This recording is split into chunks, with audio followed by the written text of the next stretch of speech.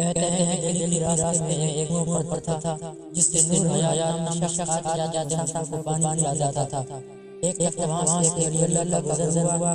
نور حیا نے بڑی تکلیف پانی کا پیالہ پیش کیا۔ پانی کا جب بدلتا ہوا تو کہنے لگے مانگ کیا مانگتا ہے۔ اس نے ہاتھ ہلا کے کہا جو چاہیں عطا کر دیں۔ انہوں نے نور حیا کی دل پر ایک حصہ ڈال دیا۔ اب کیا تھا روزانہ نور حیا دیتے کیا ہونا ہوتا۔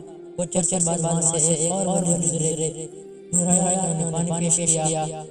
انہوں نے بھی خوش ہو کر کہا کیا مانگتا ہے۔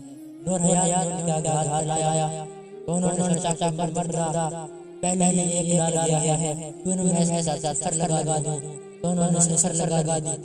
اب نور حیا روزانہ 10 روپے منافع ہو گیا۔ کچھ عرصے بعد ایک اور وہاں گزرے۔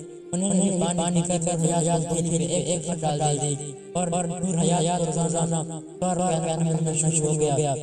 تھوڑے عرصے بعد وہاں سے ایک کتا گزر ہوا۔ انہوں نے پانی پی کر خوشی سے کہا کیا مانگتے ہو۔ نور حیا نے ہاتھ لایا تو انہوں نے ایک مزید کر دیا۔ اب روزانہ 1000 روپے منافع ہوتا۔ دن بہ دن حالات بدل گئے اور وہ بہت آزاد ہو گیا۔ کچھ ہی گزرے کے پہلے بار دیش واپس لوٹے۔ انہوں نے پوچھا جو مسافر کو پانی پلاتا تھا وہ کہاں ہے؟ لوگوں نے کہا حضرت وہ جس پہاڑ چھوڑ کر اپنے کاروبار میں مشغول ہو گیا ہے۔ وہ فرمانے لگے کہ جس کے پاس چلو۔